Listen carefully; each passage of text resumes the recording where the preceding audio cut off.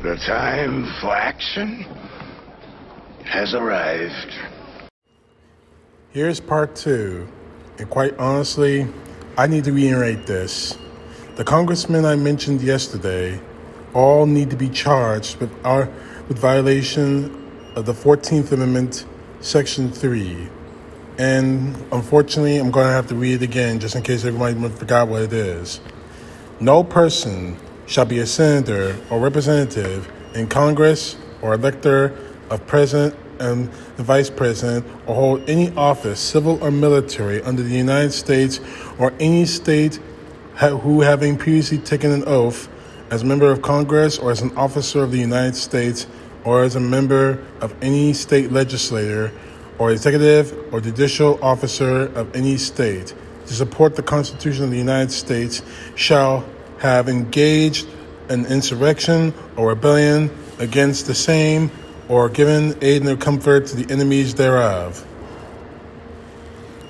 But Congress may hold maybe by a vote of 2/3 of each house shall remove such disability. Now, again, all this is stemming from the revelation from a Rolling Stone magazine article that has become the revelation of Republican Congressmen having multiple meetings before the January 6th attack. Now, I read you part 1 of this. Now, I'm going to give you part 2. These specific members of Congress were involved in the pro-Trump activism around the election and the election certification of January 6th. Both Brooks and Cawthorn, that's Mo Brooks and Madison Cawthorn, both spoke with Donald Trump at the Ellipse on January 6th. In that speech, at the event, Brooks, who reportedly wore body armor, declared, and I quote, "Today is the day America patriots start taking down names and kicking ass." Gosar, Green, and Boebert were all billed as speakers at the wild protest, which also took place on January 6th at the Capitol. Now let me go back on this. If Mo Brooks and Madison Cawthorn spoke to Donald Trump at the Ellipse on January 6th, the two of them need to be called before the January 6th committee. We need to know exactly what was said and why it was said.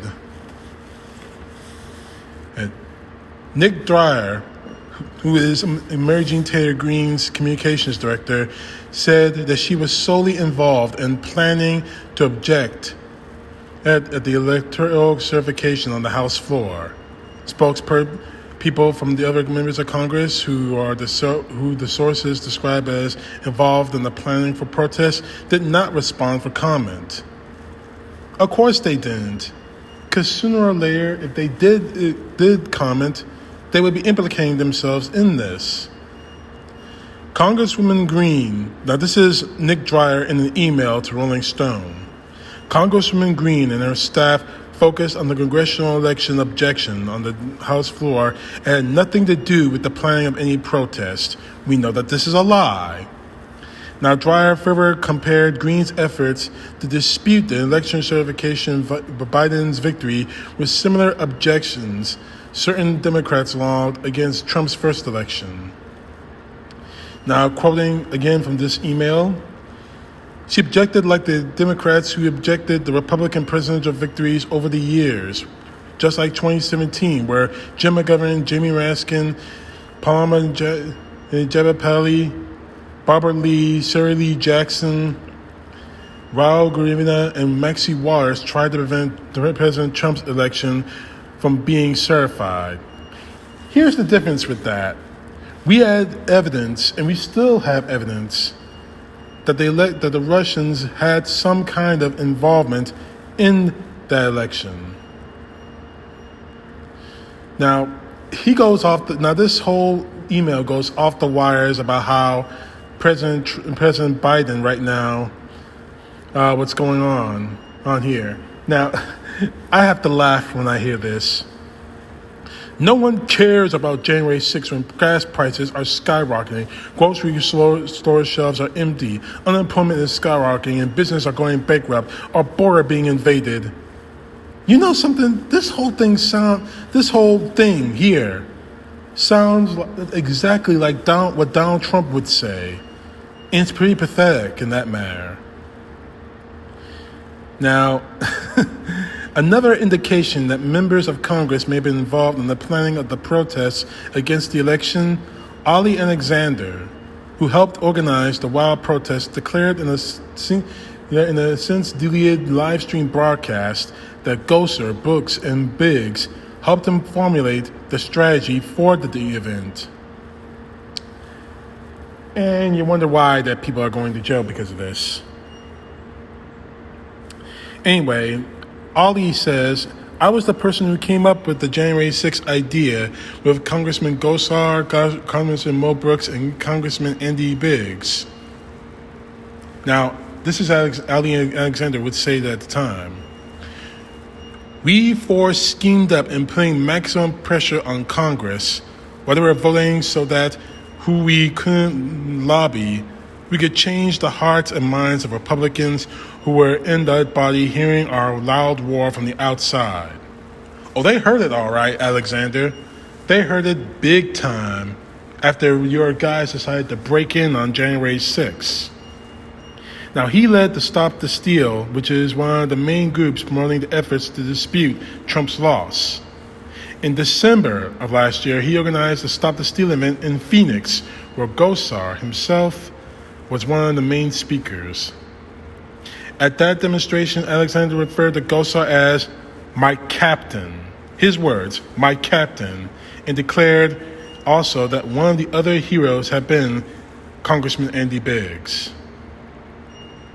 Now, obviously, Alexander didn't respond for a comment by Rolling Stone.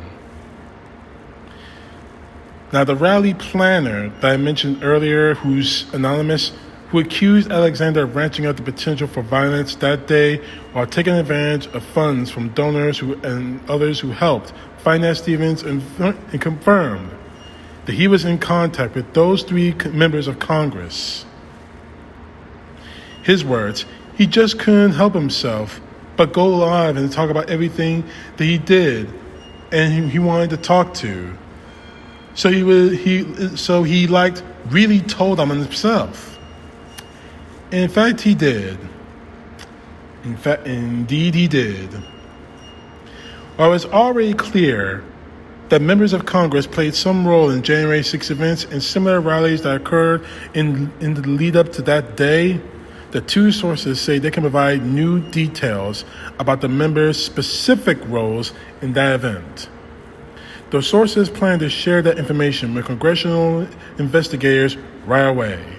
While both sources say that their communications with the House's January 6 committee thus far has been informal, they're expecting to testify publicly. I have no problem with testifying openly, says the planner. I just have one thing to say on that. For those congressmen and women that I mentioned earlier in the last video, and for Donald Trump himself, pray.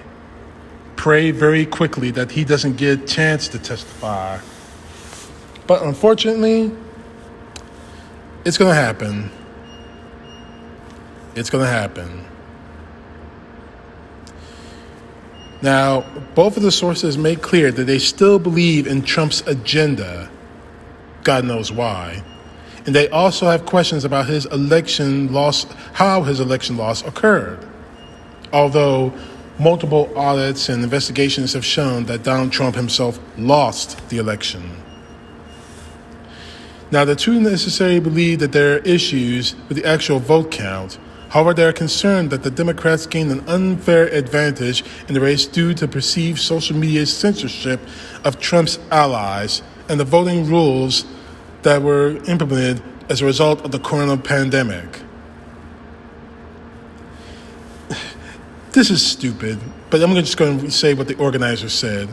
Democrats used tactics to disrupt their political opposition in ways that frankly were completely unacceptable. You have no one to blame but Donald Trump. No one. Trump did nothing about the coronavirus except for Operation Warp Speed, which everyone wants us to, which Trumpers like these two want us to kiss his feet for, although he did nothing in the months before Operation Warp Speed started. So, in order to stop the virus from actually spreading, voting by mail was necessary. Quoting from the article, despite the remaining affinity for Donald Trump and their questions about the vote, both sources say they were motivated to come forward because of their concerns about how pro-Trump protests against the election ultimately resulted in the violent attack on the Capitol. Of course, with their other legal issues and House investigations, both of these sources have clear motivations to cooperate with investigations and turn on their former allies. Oh, I don't know what those motivations would be. How about not getting ass raped in federal prison? Because you were stupid enough to follow a man who would stab you in the back. I'm still waiting for the pardons. I'm still waiting for Donald Trump to go on television and say, anyone who was involved on January 6th, you're pardoned. But here's their rationale for all this. The reason why I'm talking to the committee and the reason why it's so important, despite the Republicans refusing to participate, this commission is all we got as so being able to uncover the truth about what happened on the Capitol that day. It's clear that there are a lot of bad actors out set to say chaos. They made us all look like shit. Oh, here we go. It wasn't the Trumpers. It wasn't the KKK or the 1%ers or the 3%ers or whatever the hell they are. It wasn't the Proud Boys that Donald Trump told them before Election Day, stand back, stand by. Donald Trump's words, not mine. Stand back, stand by. It wasn't any of them. It wasn't the Trumpers who flew a Confederate flag in the Capitol Rotunda. No, it wasn't any of the Trumpers, the Red Hat MAGA Red Hats. No, it wasn't them. It was someone else. It was BLM, although there were no BLM members out there. It was Antifa, although Antifa denied and we didn't see a single Antifa member out there. But here's the thing. Trump, they admit, is one of those bad actors. A representative for Trump did not respond to a request for comment. Now, the organizer says this: the breaking point for me on January 6th was when Trump started talking about walking to the Capitol. I was like, let's get the fuck out of here. I kind of feel abandoned by Trump. This is the planner talking. I kind of feel abandoned by Trump. I'm actually pretty pissed about it. And I'm pissed at him. I'm pissed. I'm abandoned by Trump. You were conned. You were conned by him. And now he's like a hooker. He used you like a damn hooker. And that's no exaggeration considering what we know about the man. Only this time, he fucked you, didn't leave money on the dresser, and walked out the door. The organizer offers even more sufficient assessment when asked what they would say to Trump. The organizer just says, "What the fuck? You're just not getting..." And this is the reason why, this is me talking now, this is the reason why I have absolutely, positively no sympathy for Donald Trump supporters who are now going to prison because of January 6th. Because of the hurt feelings and I feel abandoned by Trump. I feel abandoned by him. because you thought Trump was going to have your back. Trump has had no one's back in his entire career, his entire life. He sold out his own son. He sold out his own brother. He practically pissed on his brother's grave. Honestly, this needs to stop. Now, both of them describe Katrina Pearson, who worked for the Trump campaign in 2016 and 2020, as a key liaison between the organizers of the protests against the election and the White House. Katrina was like our go-to girl. This is the organizer speaking. She was like our primary advocate. Now, she, of course, spoke at the Ellipse on January 6th during the rally, but did not respond to requests for comment, obviously, because, again, she talks, she's done. Now, both sources also described Trump's White House chief of staff, Mark Meadows, the one who went on CNN and said, we aren't going to contain the virus. Now, they describe him as someone who played a major role in conversations surrounding the protests of January 6th. Among other things, they both say concerns were raised to Meadows about Alexander's protest at the Capitol and the potential that it could spark violence. Yeah, think so? You had a bunch of amped up Donald Trump supporters who bought the bullshit lie that the election was rigged, despite all the evidence showing that it wasn't. What did you think was going to happen when Donald Trump got out there and said, we're going to march to the Capitol? What the hell did you think was going to happen? Now, Meadows was subpoenaed by the committee as part of the group of four, with close ties to I'm not even going to call him former president, the ex-ass in chief, who were working or had working communications with the White House in or on the day in the days leading up to and on January 6th. Now, Meadows was 100%, this is the organizers talking, Meadows was 100% made aware of what was going on, says the organizer. He was also like a regular figure in these really tiny groups of national organizers. I really don't know why these two are actually trying to, maybe they think that by speaking, they have a chance of saving their careers, saving their lives, but it's over. Now the organizer says, despite making a deal, they plowed forward with their own thing at the Capitol on January 6th anyway. We ended up escalating that to everybody we could, including Meadows. Now, obviously, a representative from Meadows didn't respond, whatever.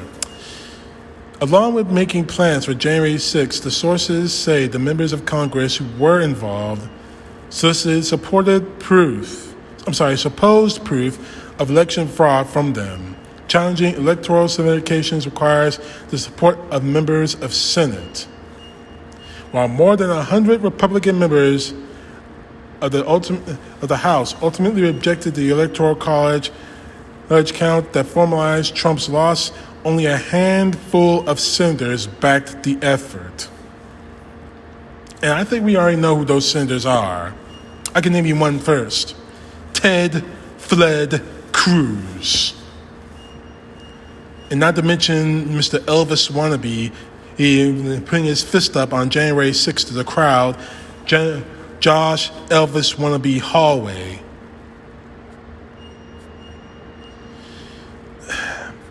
You know, it's only a matter of time before this whole thing crashes down around all these Republican senators and congressmen.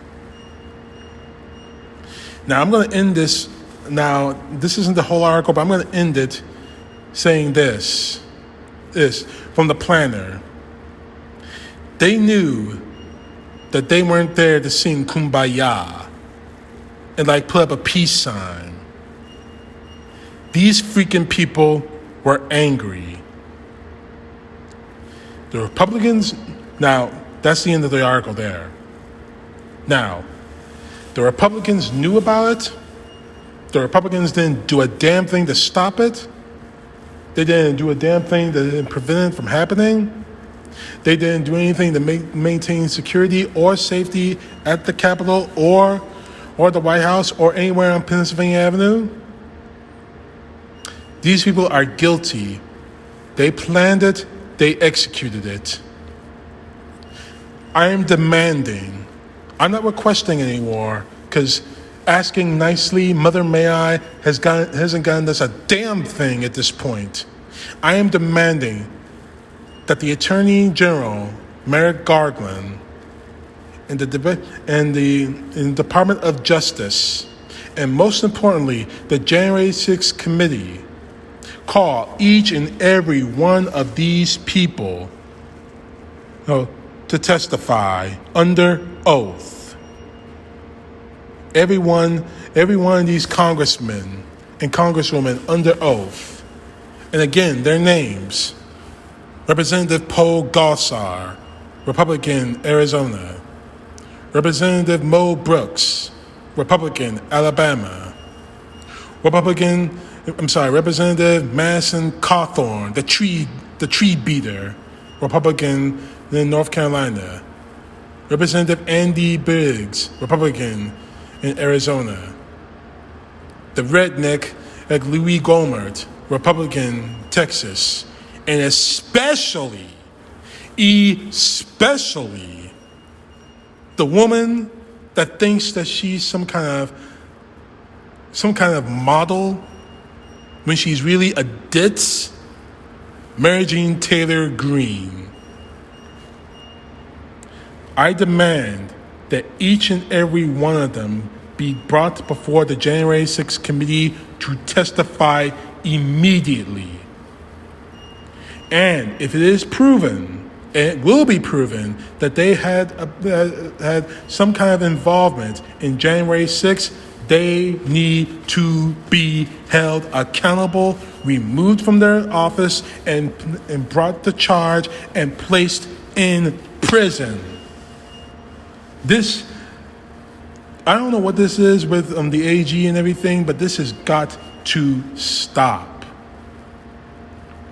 Personal responsibility shouldn't be killed in this country. It's bad enough that these people, that Donald Trump's people, have gotten away with it at this point. It's got to stop now. First, I want to thank Hunter Walker and Rolling Stone for this article, because quite honestly, the truth needs to be told. And I'm asking all of you to share, to watch, share, and like my videos. I'm not saying you need to like them. I want you to share them because the truth needs to be told. Madison Cawthorn, Mary Jean Taylor Greene, the rest of these Republican scum need to be held responsible for their actions on January 6th. And so does Donald Trump himself. As I said in the post on Facebook, we got the pawns, we need the knights, and we need the king. And we need them now. CTP, know the truth. God bless. Peace to the left, justice to the right.